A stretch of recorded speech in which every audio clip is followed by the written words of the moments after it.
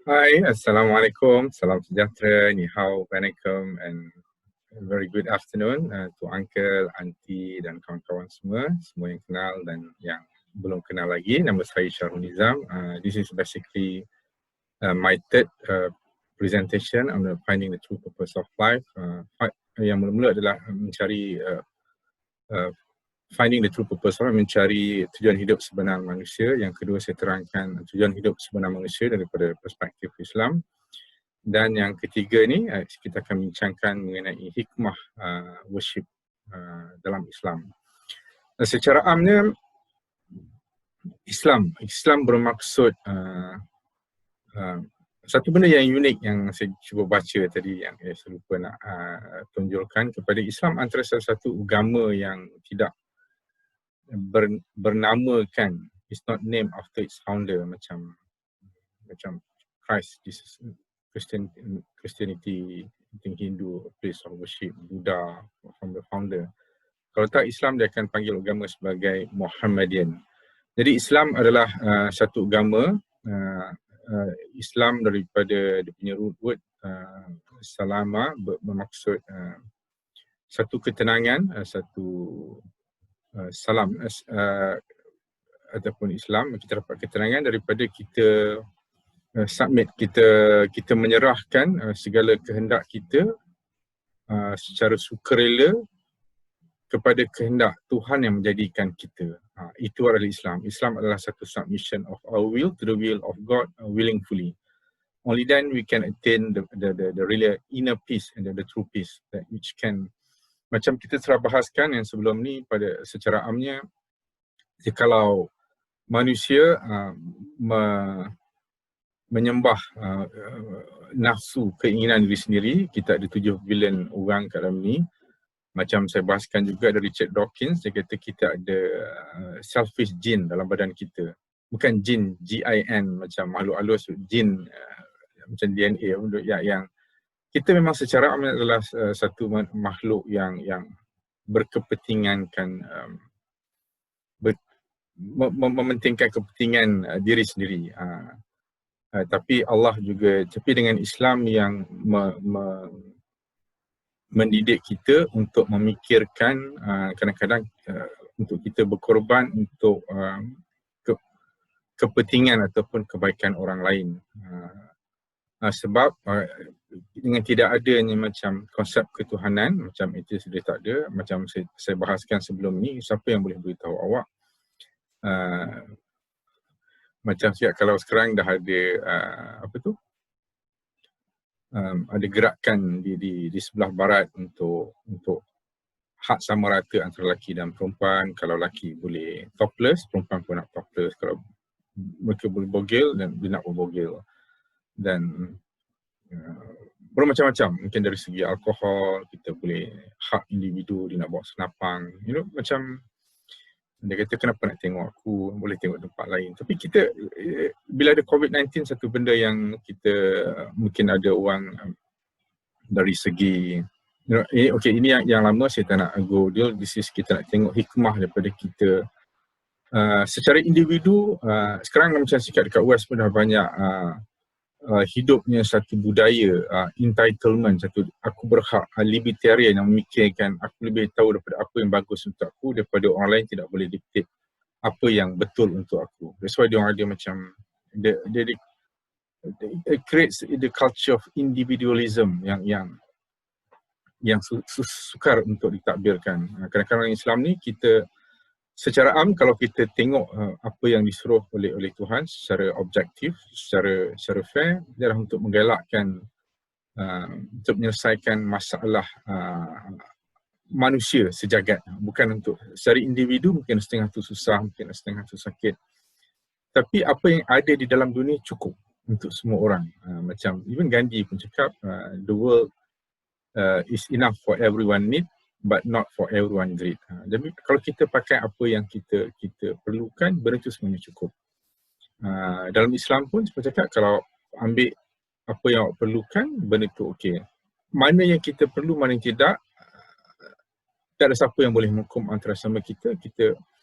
That's why Islam ada kita percaya kepada hari akhirat, day of judgment, yang kat situ Tuhan akan nilaikan.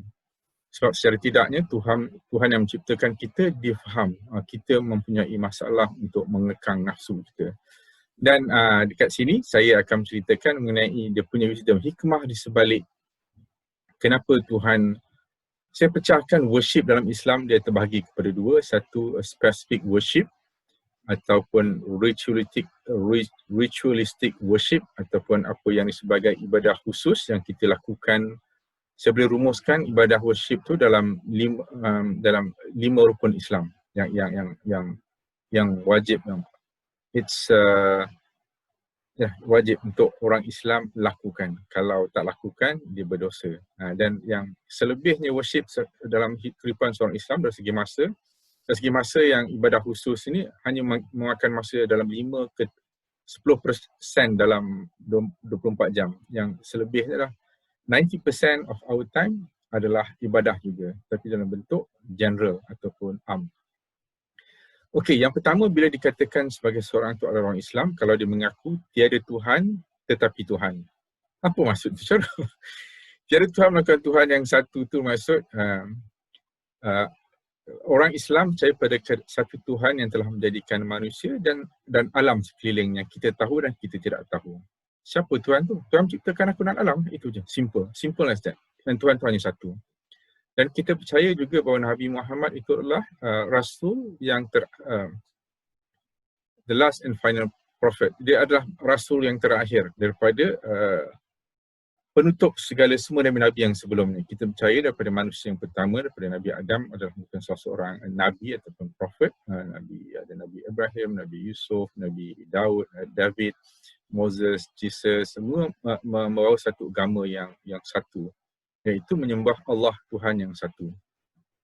Cuma setelah beberapa zaman masa, manusia terlupa ataupun mengikut nafsu dan mereka sesat, dan Tuhan hantar lagi Nabi untuk membawa mereka ke pangkal jalan, ke jalan yang betul. Sampailah ke Nabi Muhammad, Nabi yang terakhir. Tuhan kata sudah cukup, manusia sudah matang, dan Tuhan akan jamin Al-Quran, apa yang Tuhan revealkan, manusia sudah bersedia dari segi intelektualnya untuk menerima agama yang terakhir. Dan ini perlu kita bahaskan, kecuali dan Allah juga satu benda bukti dan mukjizat, miracle daripada Nabi Muhammad. Al-Quran itu telah diberikan satu cop garanti daripada Tuhan dalam surah Al-Maidah, surah chapter 4 ayat ke-82. Allah garanti Quran ini tidak ada cacat celah, tidak ada error. Dan kalau Tuhan manusia tulis, mesti banyak ada yang kesilapan di sini dari segi saintifik ataupun dari segi bidang lain. Ini tidak ada. Itu adalah satu challenge. Memang semua manusia boleh cari dan tunjukkan di mana kesalahannya.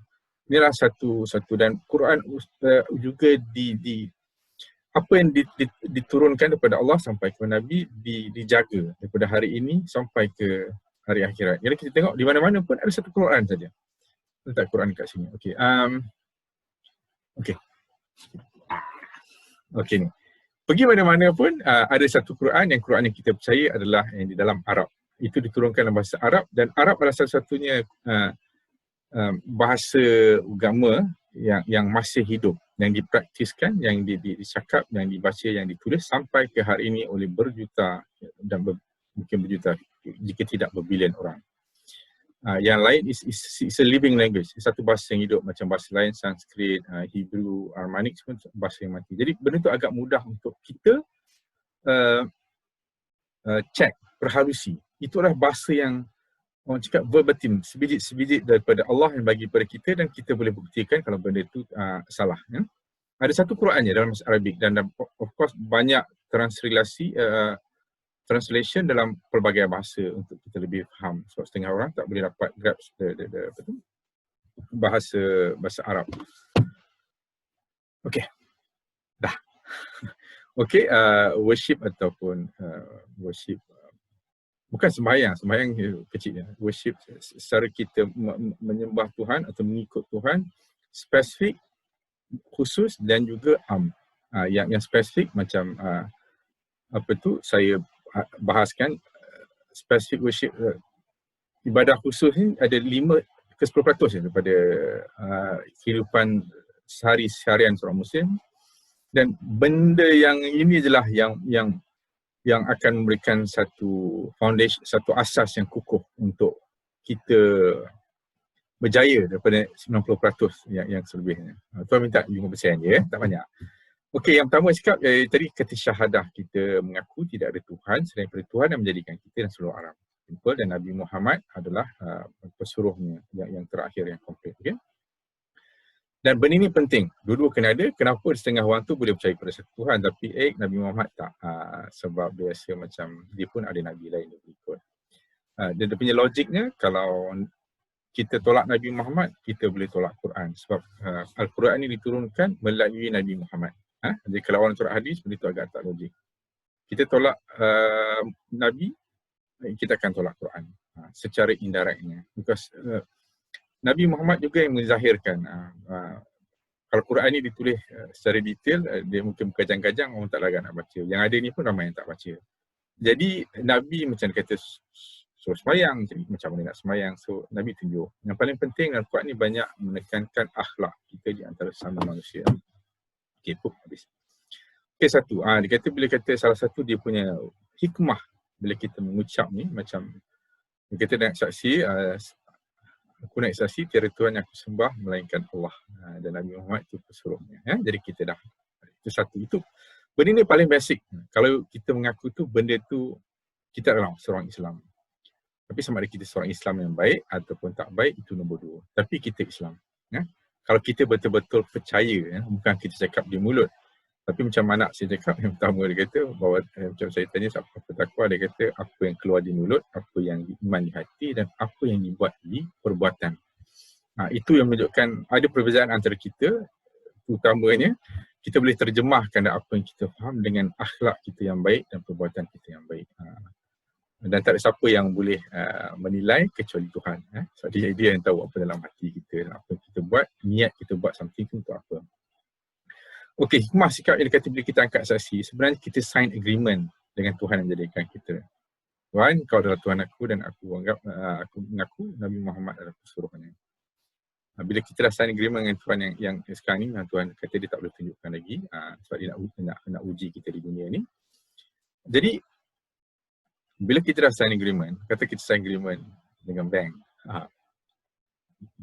pinjam duit, nak beli kereta, nak beli rumah, dan kita tak bayar, bank ada hak untuk tarik balik. So, super juga bila kita dah sign agreement dengan Tuhan, Tuhan ada hak untuk iman, kita hidup sebagai apa yang Tuhan telah gariskan, bagi yang kita sudah agree. Okay? Satu. Nombor 2, rukun Islam yang kedua adalah basically sembahyang 5 waktu. Ada yang pertama, subuh, dawn, pagi-pagi, lepas tengah hari, zuhur, 3 asar. Solat 5 waktu. Asar sebelah petang, maghrib dan juga isya.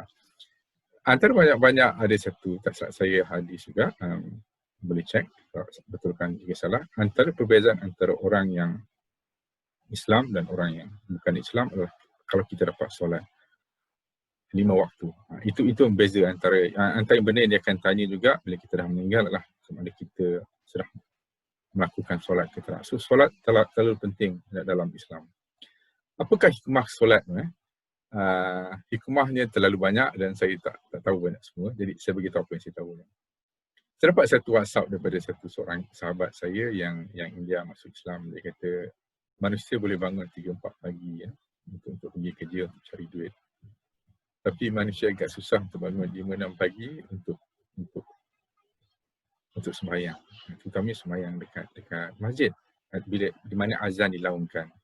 Dekat situ saya ada satu hadis Nabi Muhammad SAW, dia kata sembahyang dekat masjid atau di mana azan dilaungkan ada terlalu banyak manfaat.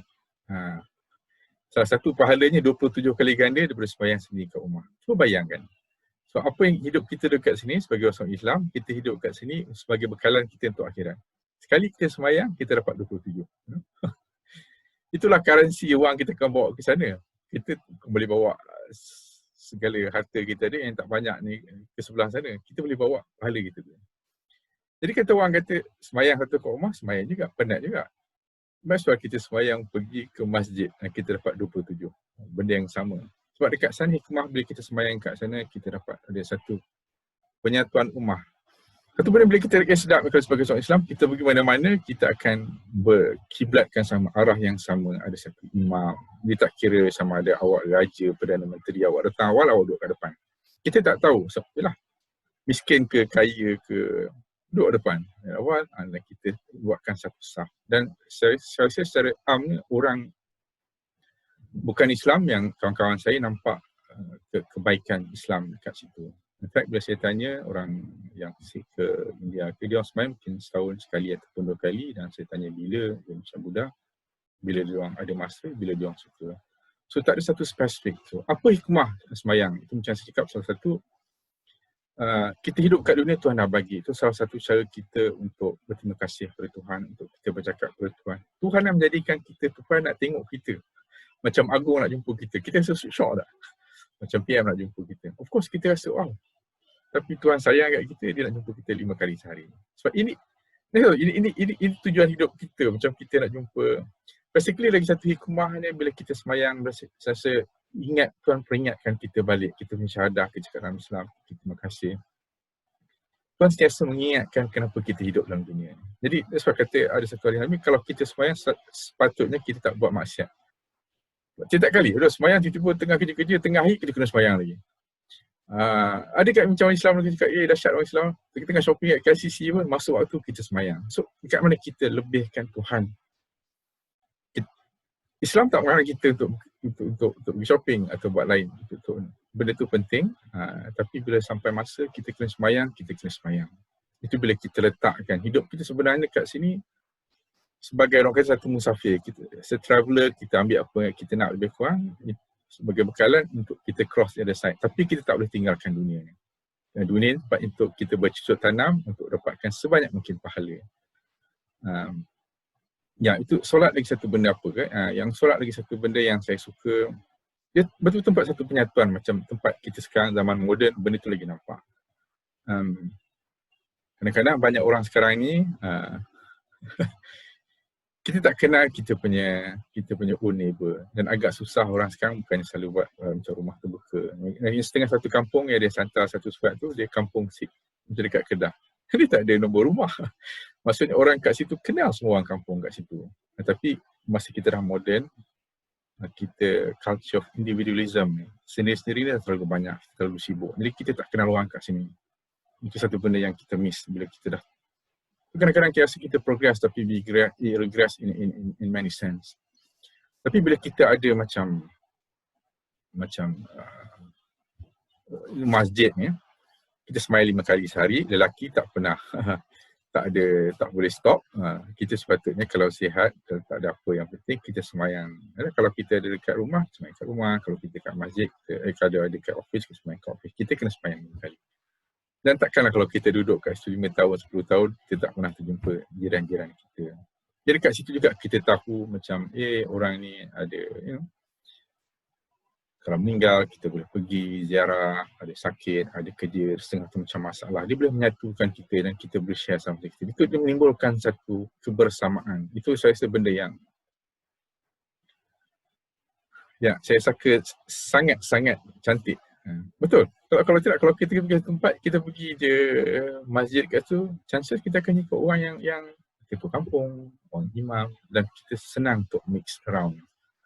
Yang kita miss, benda tu sangat nampak dalam zaman moden sekarang. Bila kita tak kenal kita punya own neighbor, kita dah jadi macam nafsi-nafsi, sendiri-sendiri. Okay, itu apa lagi pasal semayang. Satu semayang ni dia macam, itu saya ada baca pasal NLP dan satu kita buat, dia ada macam, kita cakap satu, kita bercakap dengan Tuhan, communicate, dia ada physical, dia ada, okay, sebelum kita semayang pun, macam ada satu kawan saya masuk Islam, Cina, siapa pun nak boleh, kita kena ambil wuduk. Itu semacam kita preparekan kita punya mental and physical. Kita jumpa Tuhan. So kita ambil wuduk atau ablution untuk kita purify kita kita, tangan kita, kepala kita, our thought, telinga mendengar benda tak elok ni, dan kaki kita, dan kita pergi. Kalau itu those yang prepare kita. Kalau kita mandi hadas, kalau kita bersama isteri kita mandi. So that's a beauty. Orang takkan nampak benda ni, dan kita buat benda tu, dan kita nak jumpa Tuhan yang menjadikan kita seluruh arah. That's not logical. So dan kita buat, dan kita semayang, habis kita terus pergi kerja. Buatlah kerja apa.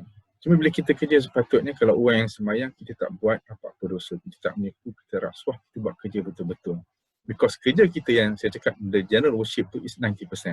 Dalam kerja kita, dalam makan kita, dalam tidur kita, dalam main kita, selagi kita buat benda yang Allah tak larang, benda tu basically pahala dalam the whole context of our life. So basically, hidup ni, orang kata, ya sama ada pahala ataupun dosa. Pahala dosa. Kita as long as kita dapat yang the source, the kunci tu, buat yang the basic, fast, specific, you're good. Nombor 3 is basically berpuasa sebulan Ramadan. Setiap tahun kita berpuasa. Dan objektif puasa ni, berpuasa ni, kita tak boleh makan, kita tak boleh minum, kita tak boleh buat hubungan dengan suami isteri. Seks, cakap, apa lagi ya?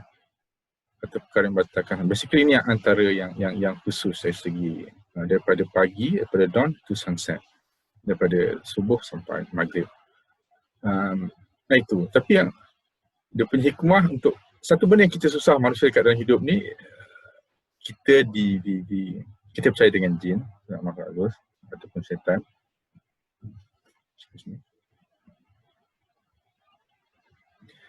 Ada dua benda. Satu setan persia yang kita tak nampak yang akan menghasut kita buat benda yang tak elok, dan juga ada nafsu kita yang setan boleh menghasut. Aku nak memang benda surah itu. Tapi kita memang dibisikkan dengan kebaikan dan juga kejahatan. I mean, that's true. Dan kita kena make our own choice in anything that we do. Tapi masa bulan puasa, Tuhan kasih chance, it's like satu holiday, satu cuti, satu kerajaan dalam orang Islam. Tuhan kurungkan semua setan, dia tak boleh menghasut kita. Jadi dekat situ kita dengan nafsu kita. Jadi kalau bulan Ramadan kita tak boleh buat baik, chances bulan bukan Ramadan pun kita tak boleh baik. So dalam tu setan telah berjaya selama 11 bulan tu, dia dah condition kita untuk buat tak baik. Jadi itu kita dengan diri kita. Kalau kita tak baik bulan Ramadan, kebarangkalian bulan bukan Ramadan kita lagi tak baik. Sebab setan kawan kita akan join kita. So Tuhan bagi untuk orang Islam, masa itulah kita semayang lebih, dan setiap kali apa buat baik, Tuhan ganjarkan lebih, multiplekan sebanyak. Sebab Tuhan sangat kaya, yang menjadikan alam yang telat sangat besar. Jadi Tuhan tu sangat kaya. Dia boleh bagi je apa yang dia nak. Memang baca Quran. Jadi pahala terlampau banyak. Tuhan nak jadikan macam dalam sebulan ni kita satu intensif workshop untuk kita latih diri kita untuk menjadi sempurna. Untuk menjadi lebih baik. Okey, memang orang kata orang Islam ni korap juga, banyak yang tak betul. Betul? Tapi kita tak boleh salahkan agama. Itu adalah orang Islam yang tak ikut Islam. Tapi agama telah memberikan satu acuan untuk kita ikut. Cuma orang tu tak ikut. Itu salahkan orang. Supaya juga kita tak boleh salahkan Kristian kalau kelakkan buat benda yang tak betul. Tak boleh salahkan. Tak boleh salahkan individu atas agama. Kalau nak salahkan agama, kita tengok apa acuan agama itu. Apa yang dia cakap. Saya rasa itu agak fair. Bulan puasa. Okey, kalau boleh kita bulan puasa ni dari segi ada juga macam kita tengok sekarang, kita tahu ada banyak health benefit, dia boleh banyak repair kita punya sel-sel dalam badan kita. In fact kita boleh pergi jadi more intellectual. Dan Tuhan juga, Nabi pun macam menggalakkan untuk kita puasa sunat. Maksudnya over and above daripada puasa sebulan Ramadan, kita puasa macam puasa Isnin, Khamis dan banyak puasa lain. Puasa hari putih. Jadi kita sentiasa putih. Itu pun ada in certain sense juga kita buat pasal kita rasa macam sense of solidarity. Kebersamaan dengan mungkin orang yang kita puasa kita boleh makan kita. Tapi ada setengah orang tu memang tak mampu nak makan pun. So benda tu ada. Kurang-kurang kita, dia boleh macam mana kita ikut cakap Tuhan, Tuhan akan bukakan lagi kita punya sense of empathy dengan orang lain. Kita rasa.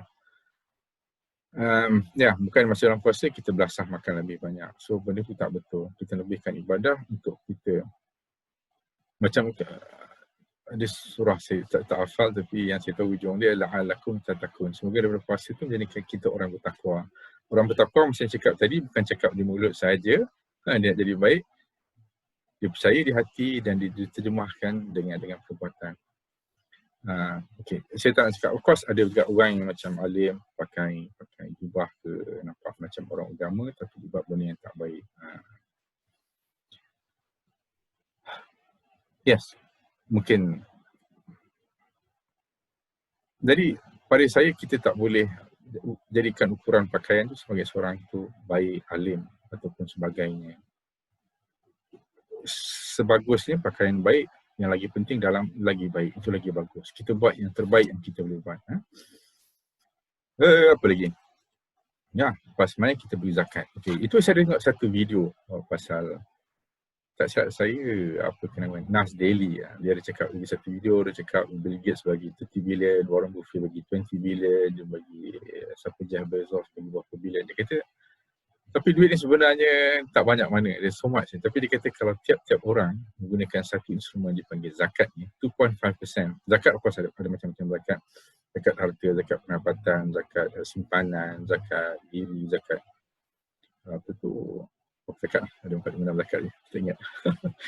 Tapi dia kata macam zakat simpanan ni. Benda ni masa saya belajar ekonomi di UIA dulu, rasa macam kenapa kena zakat simpanan, nanti orang tak nak simpan, orang belanja dan it's counterproductive, orang tak menggalakkan zakat.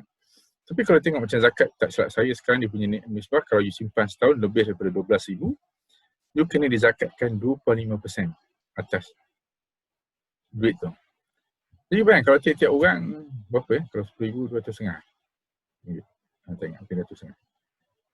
You keluarkan, dan tiap-tiap orang yang ada saving, you keluarkan 200,500. The Nas Daily cakap you can get about 500 billion. Bayangkan kalau ada instrumen, jadi duit tu boleh di-sharekan dengan seluruh alam yang banyak sekarang orang miskin. So itu salah satu dia punya hikmah zakat ni, untuk duit tu di-circulate.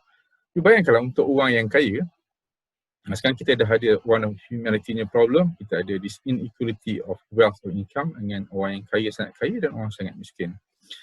Dia silap 97%, 90% orang miskin, tiba pop, orang naik, orang kaya 1% ni top sampai cat pecah 3 kali top.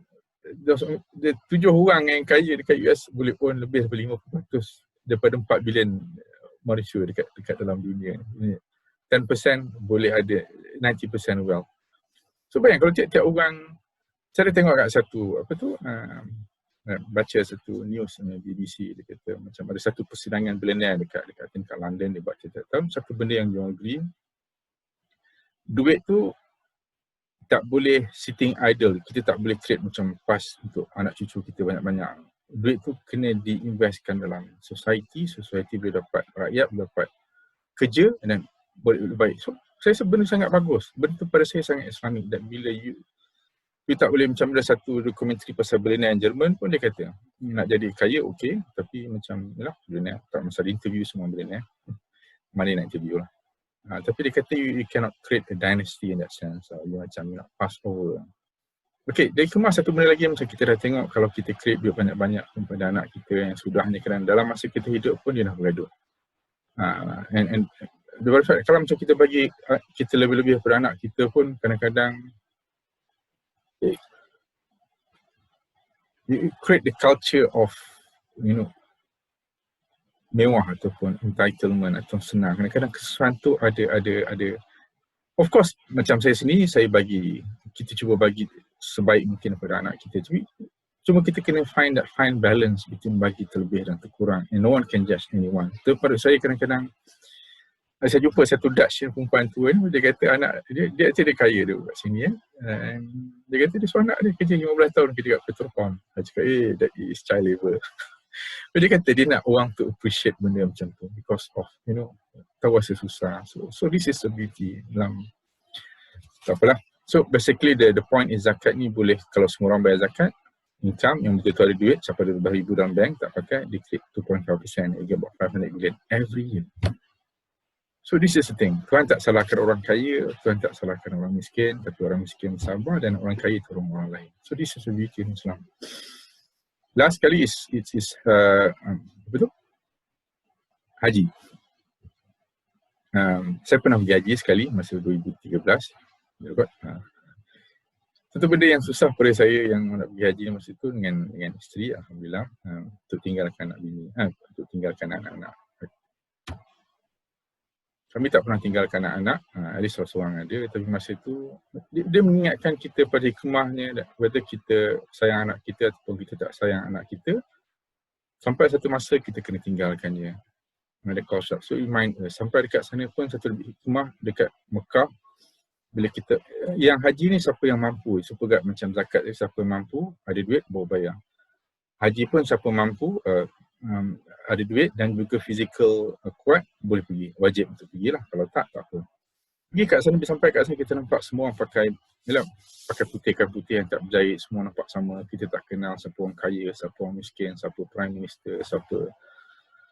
Itu selebriti, semua sama. Dan kita pergi tempat yang sama. Dekat situ satu benda yang mengingatkan kita tujuan hidup kita balik.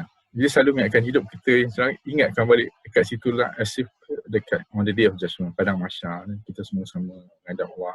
Mungkin padang mahsyar tu seperti yang kita gambarkan dalam banyak hadis bagi tu. Tapi confirm situ dia mengingatkan kita, mungkin macam ni kot, kita nampak sangat orang semua sama je. Mungkin, tapi dekat sana mungkin ialah yang kita baca lagi teruk. Kalau orang yang tak percaya Tuhan, kadang lagi teruk, orang yang bagus lagi bagus. Dekat situ ada banyak kelas, Tuhan akan tunjukkan. Okay, itu haji, itu semua benda ni semua 5% adalah 5%. Tapi kalau kita boleh buat, yang sembahyang pun dekat mana-mana kaum Islam ni, hanya ada satu kajian kata only about 10-20% yang sembahyang 5 kali secara regular. Dan satu interview tu, Fadilah Kamsah ada buat satu. Dan kalau nak tengok orang tu yang boleh pergi 5 kali sehari, boleh pergi masjid, macam cakap tadi. Ini yang boleh. Yang terutamanya waktu pagi. Ini ada satu tak saya Hamka kata, kalau nak tengok orang yang beriman, pagi-pagi boleh bangun pergi sembahyang kat masjid. Dia boleh lawan nafsu. Dia boleh tidur, tak ada siapa yang tahu. Dia nak tidur, orang tak marah. Boleh sembahyang lepas tu, tidur ke nafsu. Dia can, but they go to masjid. You tunjukkan, you kuatkan syiar Islam. You kaya ke tak kaya, kita boleh jumpa kat situ, say hi. To me that's beautiful. You kenal, you sama macam tu. Datuk ke apa semua, you sama. You tak kira. And anywhere in the world, you can go to masjid dan you tahu orang tu percaya benda sama. Orang Islam sepatutnya tak boleh mencuri, tak boleh menipu, tak boleh bunuh orang, sepatutnya menolong orang. So you have that sense of universal brotherhood yang kita cuba adakan. So dia tahu makan halal, tak boleh makan yang tak elok. Okay, lastly, tadi saya dah cakap, okay, yang last basically general worship. General worship pada saya, you boleh cakap macam ikigai ke apa ke. You be the best version of what you can possibly be. Kalau jadi cikgu yang terbaik. Jadi arkitek yang terbaik, jadi sapu sampah yang terbaik. Jadi apa-apa yang terbaik. Cuba jadi, kalau you boleh cuba exert your best. Hidup ni adalah satu ibadah, kita cuba. This is worship Islam. You buat yang terbaik.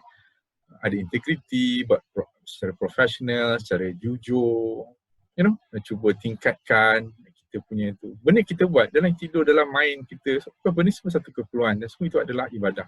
Dapat juga pahala kat situ. Cuma yang spesifik tu buat 5-10% untuk menguatkan 90%, the balance of our time. So sepatutnya kalau jadi orang macam ni, orang Islam sepatutnya kat mana-mana kita nampak tu ketenangan pada orang yang sepatutnya lah, tapi banyak benda yang tak sepatut terjadi kan. So that's the thing. To me, agama tu cantik, tapi orang yang buat agama tu jadi tak cantik. Apa lagi?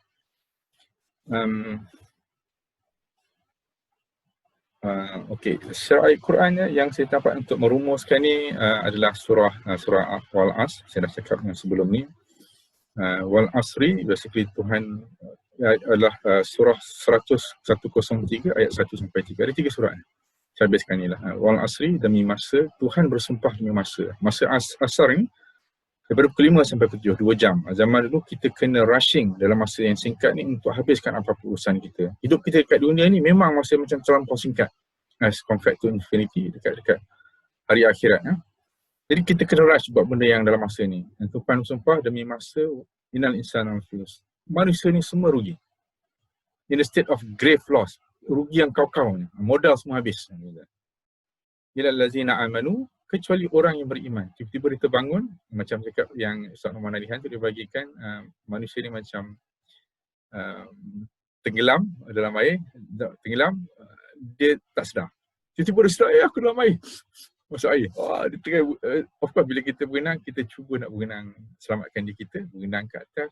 Kita berenang ke atas, kaki kita terikat kat bawah dengan anak kita, dengan keluarga kita, dengan jiran kita, dengan kawan kita yang masih tidur, yang tak sedar pasal dia punya purpose, dia punya realiti hidup dia kat dalam dunia ni. Itu adalah responsibility kita. That's why yang Tuhan kata, habiskanlah senang. Bismillahirrahmanirrahim. Walasrin masa inna lisana lafil hus. Semua manusia akan rugi teruk-teruk. Ilal ladzina amanu, kecuali orang yang berjaya. Okey. Kecuali orang yang beriman. Ilal ladzina amanu, kecuali orang beriman. Beriman ni kena melakukan 4 perkara.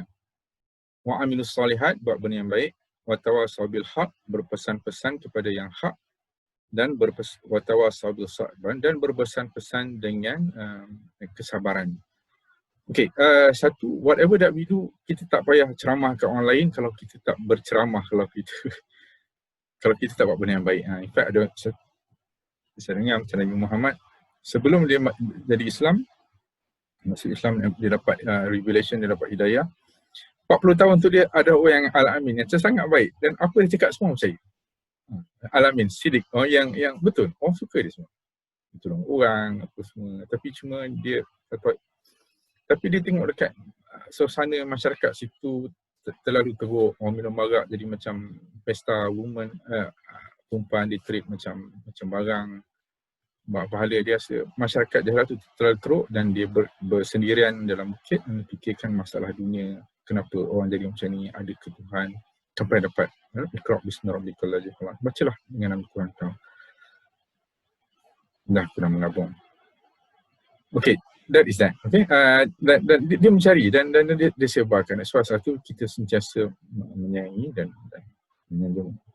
Sebab kalau dia tak cari benda macam ni dan dia tak terangkan, dia tak stand dengan 99% masa orang tu semua pagan, dia tiba, so cakap dalam konteks tu, kalau sekarang orang pakai spender kat luar, dia panggil orang gila.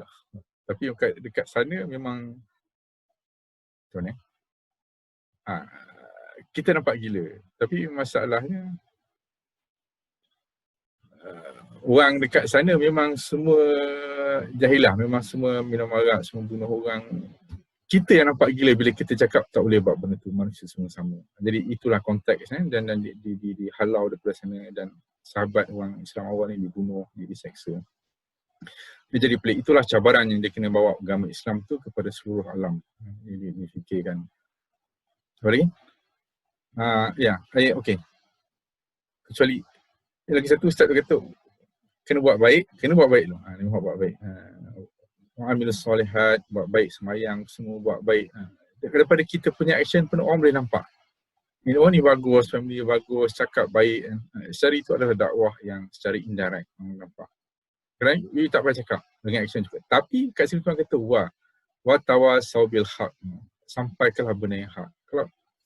Kalau kita tak boleh ceramah macam tu pandai-pandai pun, kalau ada benda yang hak, kita kena cakap. Yang hak ni pada saya, yang saya difahamkan ni benda tu lebih besar. Benda yang benar, benda yang tak betul, kita kena tegur, kita kena cakap, sampaikan.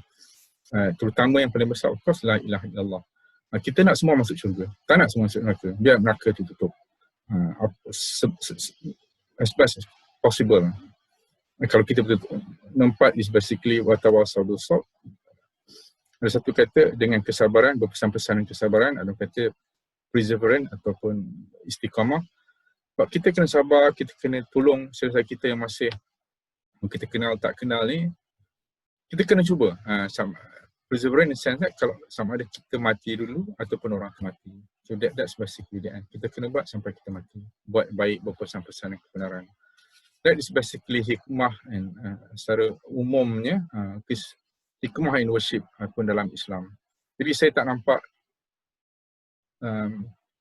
saya rasa kalau orang Islam betul-betul boleh hidup, kita percaya pada Tuhan yang satu yang menjadikan kita dan seluruh alam, dan kita buat baik dan kita mengajak orang buat baik, kita tak boleh hidup, kita tak boleh lepas kalau kita tak buat baik. Kita kena ada iman, kita percaya, kita buat baik dan kita mengajak orang baik. dan terus mengajak orang baik sampai kita mati. Kalau semua orang hidup macam ni, cuba bayangkan, tidakkah kita dengan secara tidak langsung kita telah membina syurga di dunia ni sebelum kita dapat satu syurga yang abadi. Dengan itu, saya sudahi dengan wabillahi taufiq wal hidayah. Wassalamualaikum warahmatullahi taala wabarakatuh. Semoga semua mendapat ketenangan, peace be upon you. Salam dan juga hidayah kepada Allah Subhanahu Wa Taala. Semoga kita istiqamah dengan apa yang kita buat. Semoga kita mati dengan berpercayakan kepada Tuhan yang benar dan bukan tidak benar. I love you. 9 time. Thank you very much. Assalamualaikum.